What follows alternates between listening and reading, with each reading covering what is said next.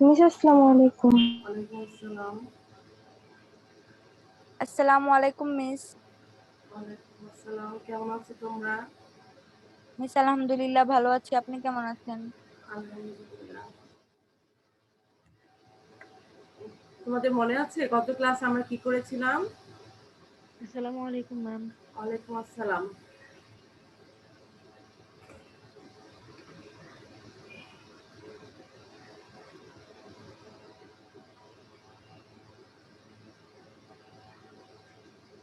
গত ক্লাসে কি করেছিলাম রাইটা?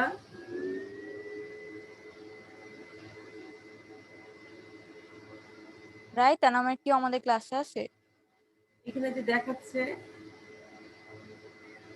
না মিস, এই নামে তো কোনোদিন কেউ জয়েন দেয়নি তাহলে কি রিমুভ কোনো করো? কমার্সের ক্লাসে।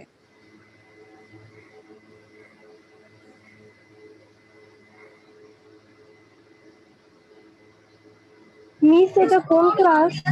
আনিশা আপু কাইন্ডলি একটু তুমি বলবা তুমি কোন ক্লাসে পড়ো? ও কি ক্লাস 9। ক্লাস 10? ক্লাস 9 এ পড়ে।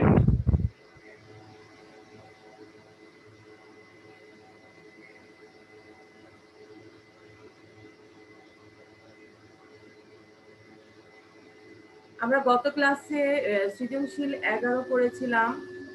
শেষে মালিকানা সত্ত্বের বিবরণী কমপ্লিট করিনি, তোমাদেরকে বুঝিয়ে দিয়েছিলাম। তোমরা কি কমপ্লিট করেছিলে? 11 সৃজনশীল 11 নম্বর প্রশ্নের গ কেউ করেছো?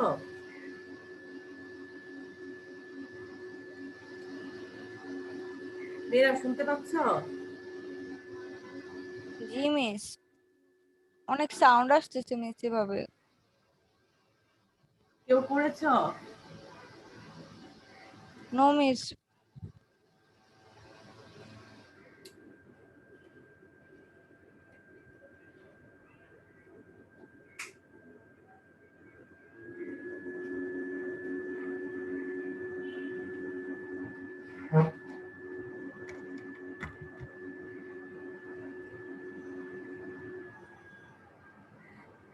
ঠিক আছে, একটু খেয়াল করো।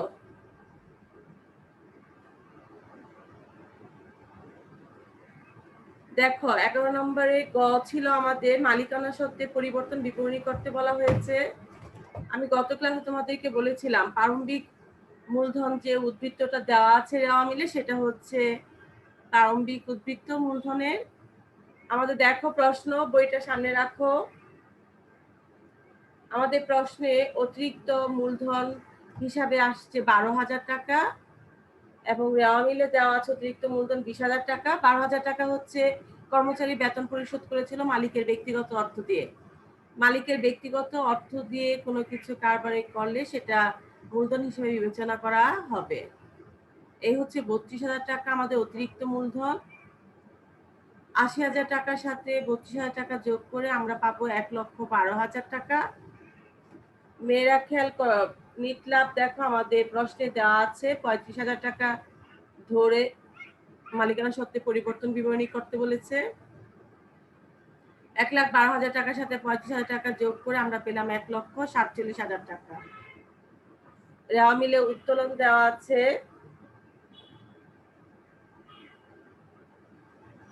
10,000 টাকা, মাইনাস করলাম।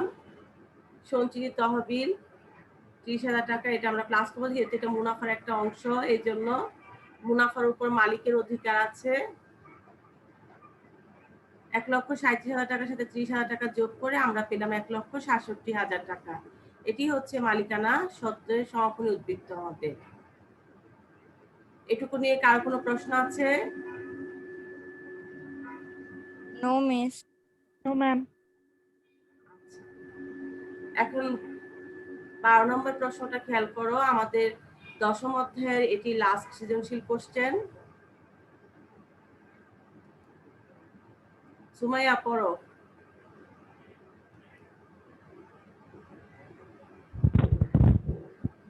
খাদিজা এন্ড কং এর 31শে ডিসেম্বর 2017 তারিখে রেওয়ামিটি নিম্নরূপ: প্রারম্ভিক মজুত পণ্য 15,000 টাকা, পণ্য ক্রয় 40,000 টাকা, বিক্রয় 1,05,000 টাকা, বেতন 5,000 টাকা, ফেরত 3050 মিছিল কত? হ্যাঁ 3050 টাকা। এটা কি ফেরত 3050 বলো তো? বিক্রয় ফেরত। রাইট। তারপর ক্রয় ফেরত 1750 টাকা। বীমা প্রিমিয়াম 750 টাকা, ডাক ও তার 1000 টাকা, পরিবহন খরচ 2500 টাকা, বিজ্ঞাপন খরচ 2750 টাকা, বার্তাপ্রাপ্ত 1000 টাকা, বার্তাপ্রাপ্তি 1000 টাকা, কুরিন ও সন্দেহজনক দেনা সঞ্চিতি 2600 টাকা, বিবিধ দেনাদার 40,000 টাকা। ধন্যবাদ তোমাকে। মিস এটা ক্লাস 10 এর? হ্যাঁ মিস এখন আমাদের তো ক্লাস 9 এ ক্লাস হইতেছে এখন। 10টা থেকে কি আমাদের কি রুটিন কোনো চেঞ্জ করেছে? ও রুটিনটা মিস কোনো চেঞ্জ করে নাই। না বুধবারে তো মিস আপনার ক্লাস ছিল 10টা বাজে, ক্লাস 9 এর সাথে কমার্স। না 10 প্রথম 10 এর সাথে ক্লাস থাকে না? তারপর জি মিস 9 ফার্স্ট সাথে এনের সাথে ক্লাস থাকে। রুটিনটা একটু খেয়াল করো। প্রথম 10 এর সাথে ক্লাস, তারপর আমার 9 এর সাথে, তারপর 7 এর সাথে। বুধবার আমার 3টা জুমে ক্লাস। একটু খেয়াল করো। আচ্ছা তামান্না বলেছে এখন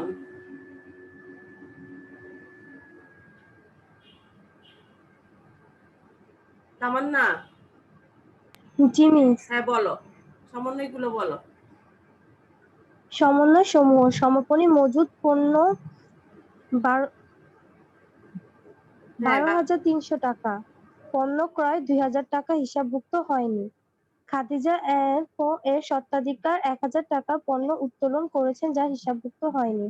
আচ্ছা দেনাদারের আচ্ছা উপর একটু থামো। 4% এটা খাদিজা এন্ড কোম্পানি এর স্বত্বাধিকারী 1000 টাকা পণ্য উত্তোলন করেছে যা হিসাবভুক্ত হয়নি।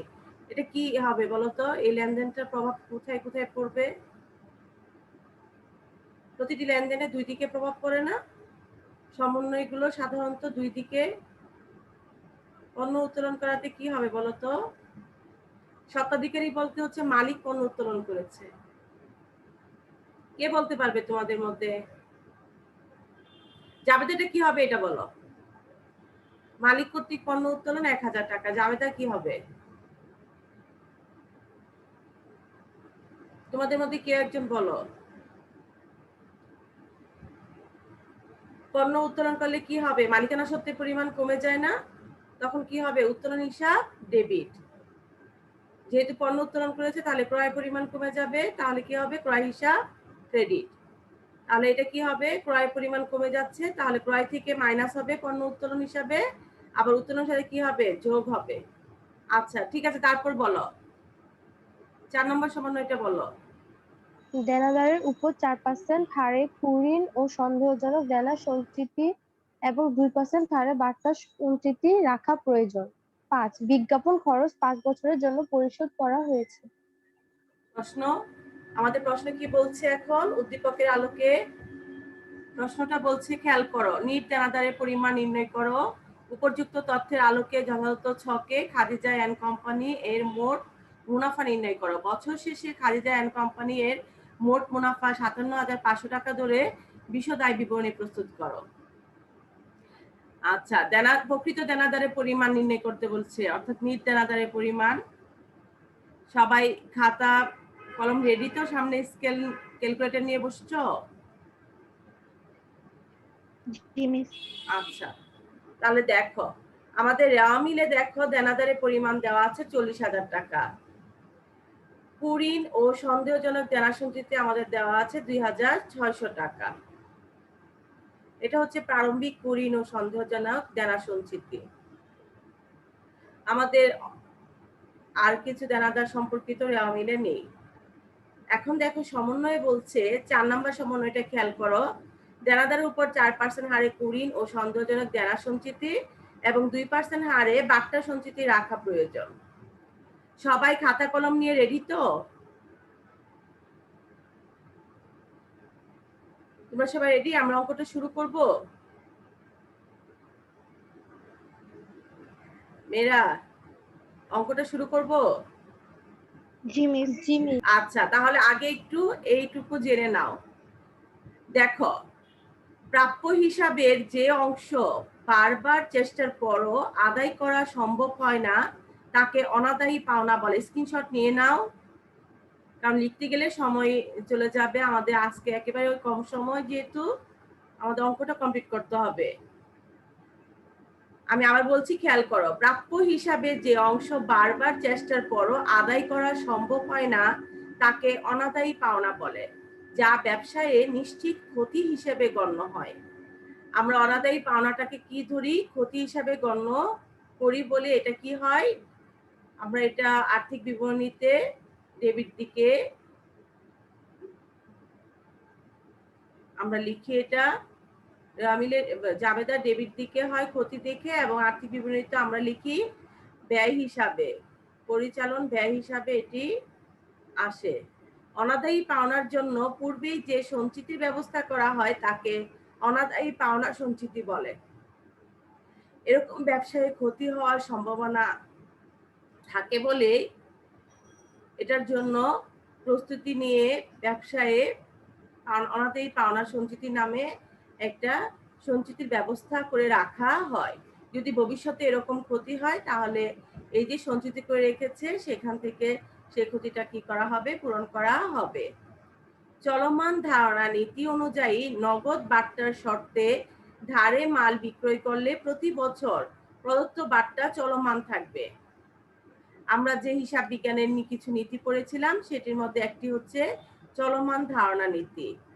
এই নীতি অনুযায়ী যদি তুমি 2020 সালে যদি তুমি নিয়ম করো যে বিক্রয় করলে শর্ত থাকবে বাট্টা, নগদ বাট্টা, তাহলে এটা তোমার চলমান থাকবে। 21 সাল, 20 সাল, 22 সাল, এভাবে প্রতি বছরই এই নীতিটা, চলমান ধারণা নীতি অনুযায়ী এই বাট্টাটা কি থাকবে? প্রচলন থাকবে।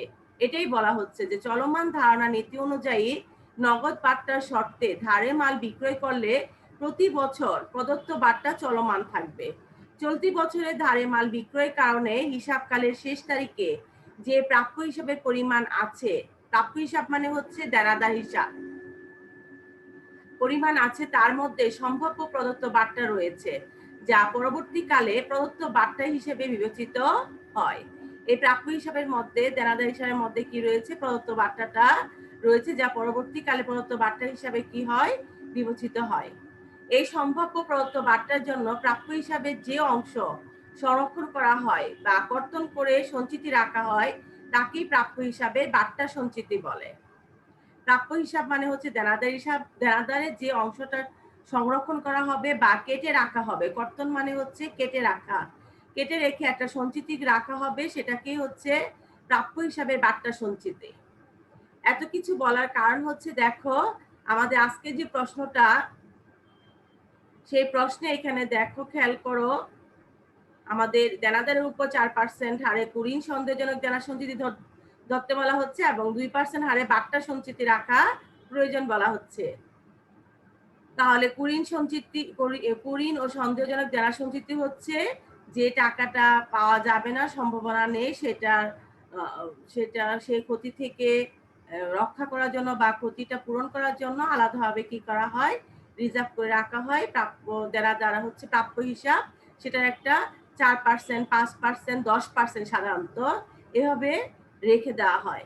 এবং 2% হারে বাট্টা সঞ্চিতি, তোমরা এটাও জানলে যে বাট্টা সঞ্চিতিটা কি। তাহলে আসো নির্দেনাদারের পরিমাণ নির্ণয় আমরা এখন করব। দেখো, নির্দেনাদারের পরিমাণ নির্ণয় বিবরণ, টাকার গড় দুইটি হবে, তোমরা একটু তাড়াতাড়ি লিখবে আমার সাথে সাথে। সবাই ছকটা করো।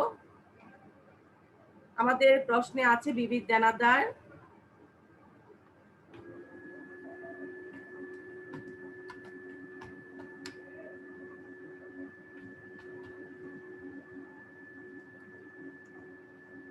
বিবিধ দেনাদার কত বলো তো? বিবিধ দেনাদার কত দেওয়া আছে আমাদের প্রশ্নে?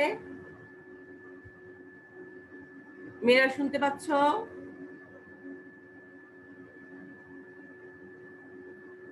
আমার কথা শোনা যাচ্ছে?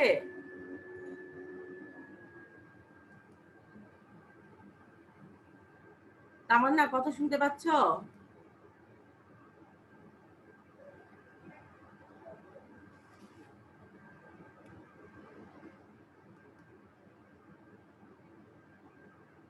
তামান্না, কথা শোনা যাচ্ছে? জি মিস। বিবিধ দানাদার কত প্রশ্নে?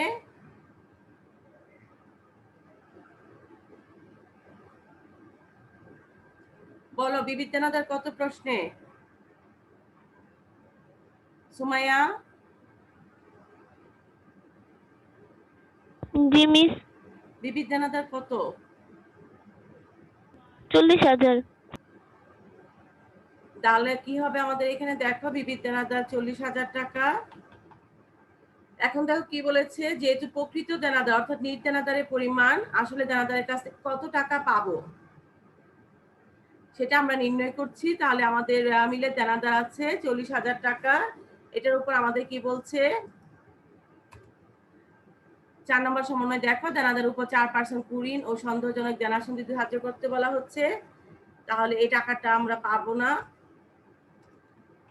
মাইনাস কুরিন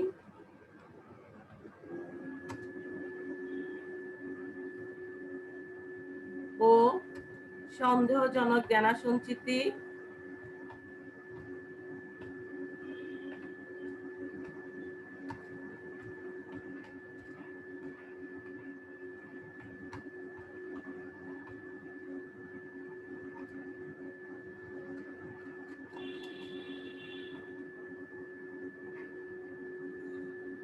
$40,000 টাকার উপর 4%। বের করো তো কত হবে?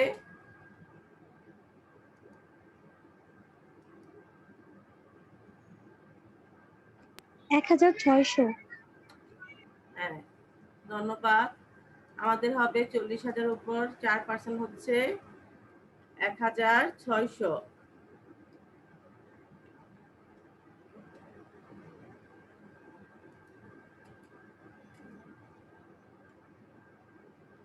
এই টাকাটা আমরা মাইনাস করব। মাইনাস করে দেখো কত আসছে। 1,600 40,000 টাকা থেকে মাইনাস করলে কত আসছে দেখো, বের করো। 38,400। 38,400। তারপর এখন আমাদের বাট্টা সঞ্চিত ধরতে বলা হয়েছে, মাইনাস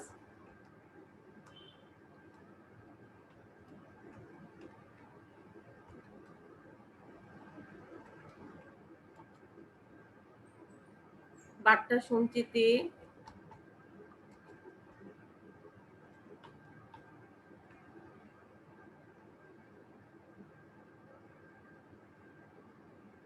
$38,400। 38,400 উপর কত পার্সেন্ট আমাদের বাট্টা সঞ্চিতি দেখো, 2%। 38,400 টাকার উপর 2% দেখো কত আসে।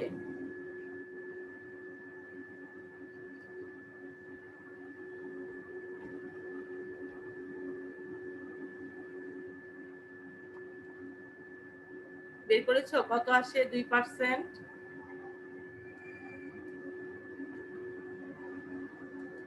768 টাকা। 768 টাকা। মাইনাস করলে দেখো কত আসে। 38,400 টাকা থেকে 768 টাকা মাইনাস করে দেখো কত আসে।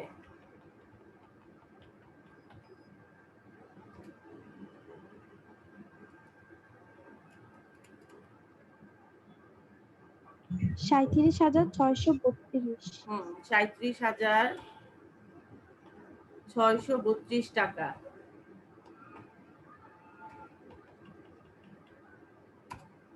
এটি হচ্ছে আমাদের নিট দানাদারের পরিমাণ। উত্তর লিখো। এই টাকাটাই আমরা দানাদারের কাছ থেকে পাবো।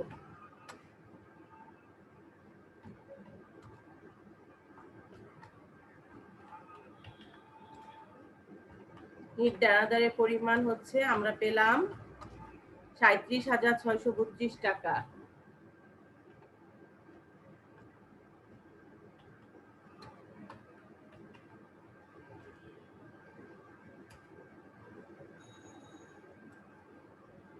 দেখো খ প্রশ্নে কি বলছে, উপযুক্ত তথ্যের আলোকে যথাযথ ছকে খাদিজা এন্ড কোম্পানির মোট মুনাফা নির্ণয় করো। তোমাদের মধ্যে কে বলতে পারবে আমরা এখন মোট মুনাফা কিভাবে নির্ণয় করব?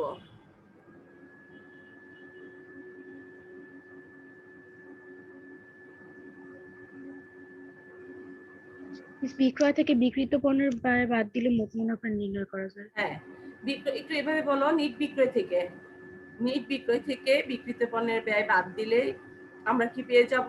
মোট মুনাফা পেয়ে যাব। নরমালি আমাদের সূত্র হচ্ছে বিক্রয় থেকে বিক্রিত পণ্যের ব্যয় বাদ দিলে আমরা মোট মুনাফা পাবো। ধন্যবাদ তোমাকে। দেখো এখন আমরা যে অঙ্কটা করব, তাহলে এটা আমাদের বিশদ আয় বিবরণী অর্ধেক, যেহেতু মোট মুনাফা করতে বলা হয়েছে। বিক্রয় দেখো প্রশ্নে কত আছে, বিক্রয় কত দেওয়া আছে?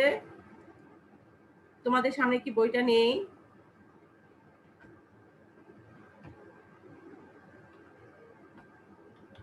বিক্রয় 1,05,000। ক্লাস যখন করবে অবশ্যই বই, খাতা, ক্যালকুলেটর, পেন্সিল, একেবারে এটা একটা ক্লাসরুম।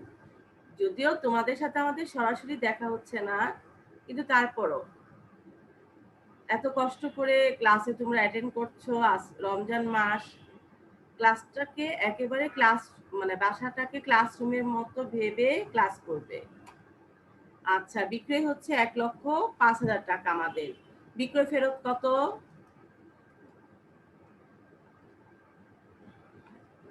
5,000। ভালো করে খেয়াল করো, বিক্রয় ফেরত কত?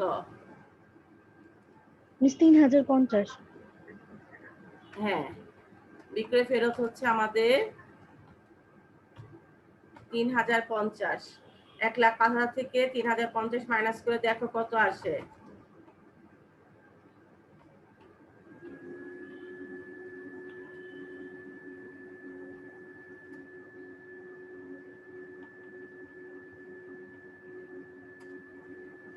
কত আসছে?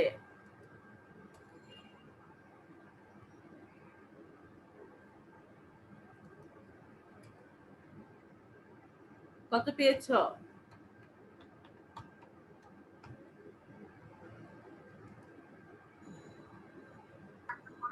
মিস 1,01,950। 1,950। 1,01,950 হচ্ছে আমাদের নিট বিক্রয়। এখান থেকে আমরা কি করব? মাইনাস বিক্রিত পণ্যের ব্যয়, মাইনাস বিক্রিত পণ্যের ব্যয়।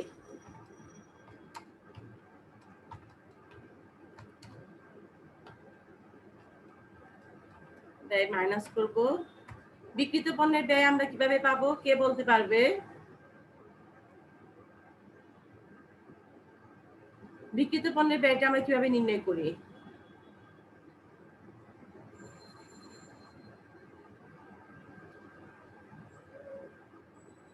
প্রারম্ভিক মজুত পণ্যের সাথে নিট ক্রয় কি করতে হবে?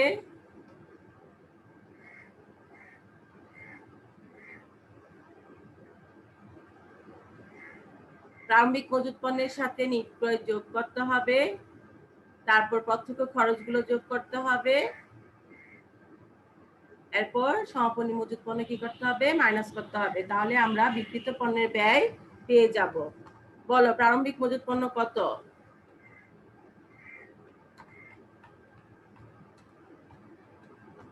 15,000। প্রারম্ভিক মজুত পণ্য হচ্ছে আমাদের 15,000। ক্রয় কত? 40,000। ক্রয় হচ্ছে আমাদের 40,000।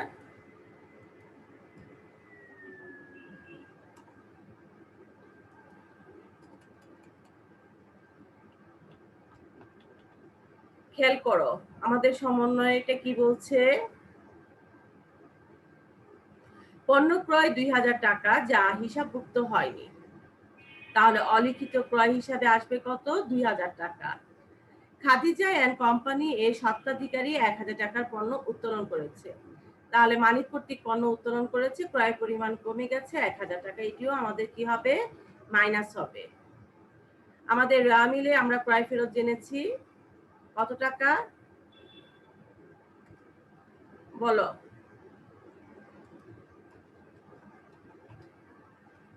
ক্রয় ফেরত কত আছে রা মিলে? 1750। অলিখিত ক্রয় আমরা সমন্বয়ে পেয়েছি কত? অলিখিত ক্রয়টা আমরা আগে যোগ করব।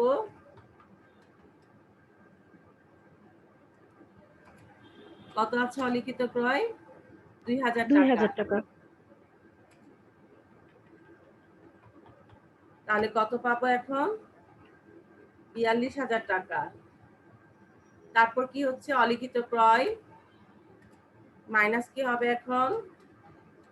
মালিক কর্তৃক পণ্য উত্তোলন। আমরা পরে করি এটা, আগে ফেরতটা দেই। মাইনাস ফেরত।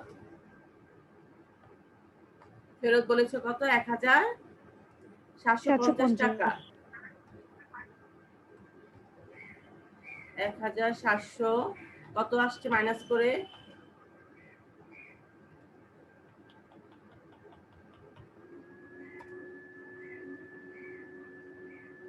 42,000 টাকা থেকে 1750 টাকা মাইনাস করলে কত হয়? 40,250 টাকা। 40,250 টাকা। এখন আমরা কি করব? মাইনাস মালিক কর্তৃক পণ্য উত্তোলন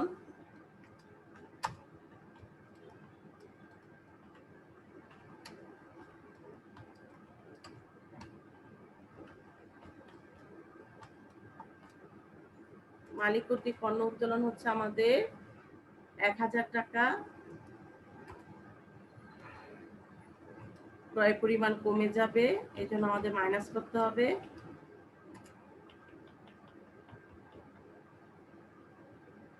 এখন কত আসছে? 29,250। কত? 39,250। 39,250 টাকা। এটি আমাদের নিট ক্রয়। দেখো আমাদের প্রশ্নে প্রত্যক্ষ খরচ কি আছে, কিছু পেয়েছো?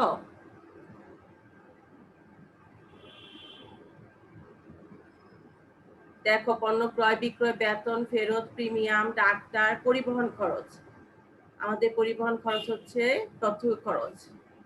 যদি বিক্রয় পরিবহন থাকে তখনই সেটি পরোক্ষ খরচ হিসেবে গণ্য হবে।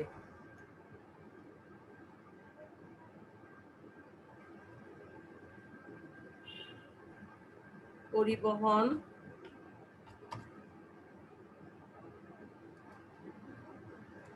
খরচ 2,500 টাকা।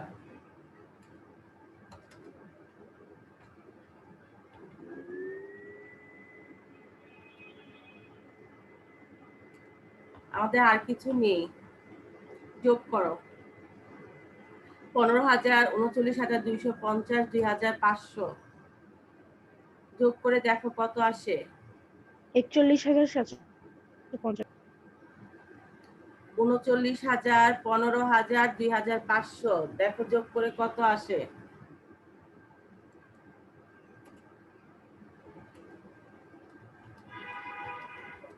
ভালো করে যোগ করে দেখো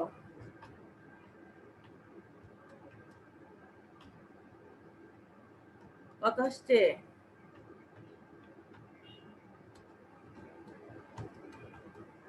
15,000 টাকা, 39,250 টাকা, 2,500 টাকা যোগ করে কত আসছে? 56,750 টাকা। দেখো হয়েছে কিনা। জি মিস। এটা থেকে আমরা অপরিমোদিত পণ্য আমাদের প্রশ্নে কত দেওয়া আছে?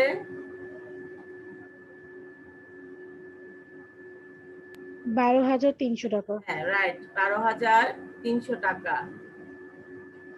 12,300 টাকা আমরা এখন মাইনাস করব, তাহলে আমরা বিক্রিত পণ্যের ব্যয় পেয়ে যাব।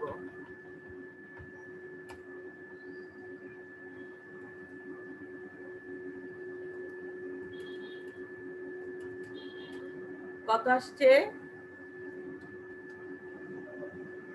44,450 টাকা। ঠিক আছে, দেখো তো।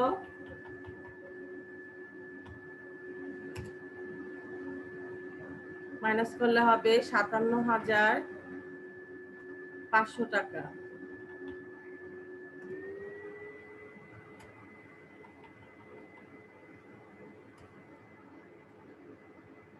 এটি হচ্ছে আমাদের মোট মুনাফা। 56,750 টাকা থেকে 12,300 মাইনাস করলে হবে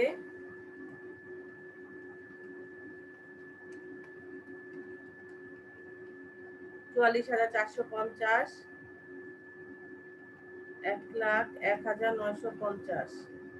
এই হচ্ছে 57,500 টাকা। তোমাদের কি 57,500 আসছে? জি মিস। আচ্ছা, তাহলে জি আমরা মিস। উত্তরটা চলো লিখে নেই। উত্তর হচ্ছে আমাদের মোট মুনাফার পরিমাণ, মোট মুনাফার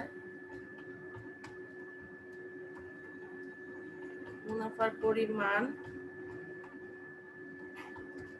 57,500 টাকা।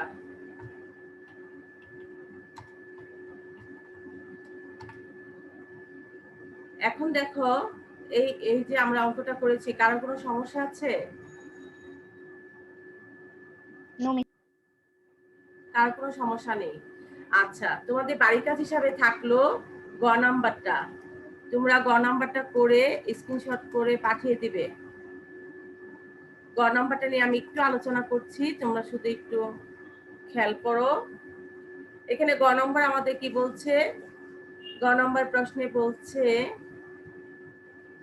বছর শেষে খাদিজা অ্যান্ড কোম্পানি এর মোট মুনাফা 57,500 টাকা ধরে বিশদ আয় বিবরণী প্রস্তুত করতে বলা হয়েছে।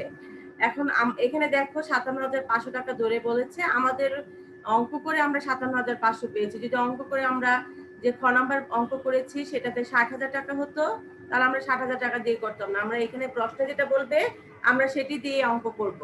তাহলে মোট মুনাফা 57,500 টাকা, প্রশ্নে প্রদত্ত, আমরা ব্র্যাকেটে লিখে দিব। এরপর দেখো আমাদের পরিচালন ব্যয়গুলো কি কি আমাদের প্রশ্নে। বীমা প্রিমিয়াম, একদম সহজ অঙ্কটা, খেয়াল করো। বীমা প্রিমিয়াম আছে 750 টাকা, ডাক ও তার 1,300 টাকা, বিজ্ঞাপন খরচ দেখো 2,750 টাকা। এখানে বিজ্ঞাপন খরচ 5 বছরের জন্য পরিশোধ করা হয়েছে, তাহলে এই 2,750 টাকা 5 দিয়ে ভাগ করলে 1 বছরে যেটা হবে সেটা হচ্ছে পরিচালন ব্যয়, আর বাকি 4 বছরেরটা হবে আমাদের বিলম্বিত বিজ্ঞাপন। তাহলে 5 দিয়ে 2,750 ভাগ করব, 4 দিয়ে গুণ করলে আমরা 2,200 টাকা বিলম্বিত বিজ্ঞাপন পেয়ে যাব।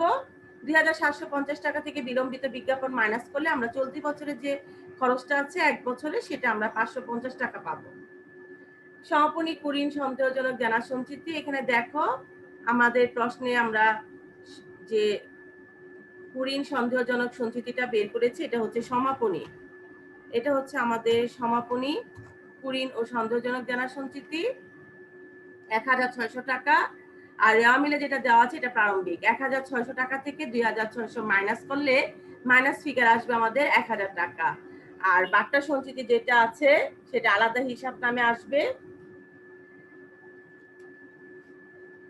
ক থেকে আমরা পেয়েছি বাট্টা সঞ্চিতি 780 টাকা, এটা পরিচালন ব্যয় হিসাবে গণ্য হবে, এটা আলাদা হিসাবে বাট্টা সঞ্চিতি নামে আসবে পরিচালন ব্যয় হিসাবে।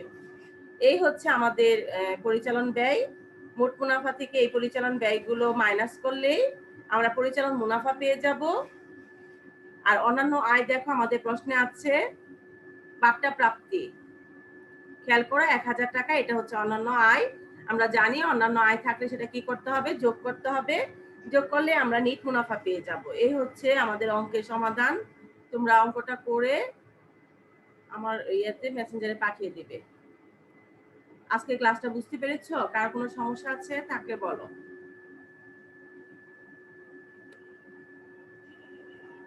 মেয়েরা, তামান্না, জি মিস। কোনো সমস্যা আছে? বুঝতে পেরেছো? না মিস। জি মিস, সুমাইয়া, বুঝতে পেরেছি। সুমাইয়া, জি মিস। তাহলে ক্লাস এখানে শেষ করি। কার কোনো সমস্যা না থাকলে শেষ করব। জি মিস। ঠিক আছে, তাহলে তোমরা বাসায় ভালো থাকো। আর প্রয়োজন ছাড়া একেবারে বাড়ির বাইরে বের হবে না। ক্লাসগুলো হচ্ছে অনলাইনে, তোমরা বাসায় সুন্দর করে সবগুলো অঙ্ক লিখো খাতায়, একবার নোট হয়ে যাবে। সময়গুলো যাচ্ছে, পরে দেখবে হঠাৎ করে পরীক্ষার সিদ্ধান্ত হবে, তখন হিমশিম খাবে। এই জন্য বাসায় পড়াশোনা সুন্দর একটা রুটিন করে পড়াশোনা করো, তাহলে নিজেদেরও ভালো লাগবে। কতক্ষণ সময় বাসায় থাকা যায় বলো? তোমরা তো অনেকটা সময় বাইরে থাকতে, স্কুলে 7-8 ঘন্টা, তারপর বাইরে কোচিং করা, বাইরে বেশিরভাগ সময়টা বাইরেই ব্যস্ত ছিলে। হঠাৎ করে বাসায় অনেক দিন হয়ে গেছে, 1 বছর হয়ে গেছে, কিছুই করার নেই। রমজান মাস সুন্দর করে নিয়ম করে পড়াশোনা করো, কোরআন শরীফ পড়ো, রোজা রাখো, দেখবে ভালো লাগবে। ঠিক আছে, তাহলে তোমরা সবাই ভালো থেকো। ক্লাসে অংশগ্রহণের জন্য তোমাদেরকে অসংখ্য ধন্যবাদ। আসসালামু আলাইকুম। আসসালামু আলাইকুম। ওয়ালাইকুম আসসালাম।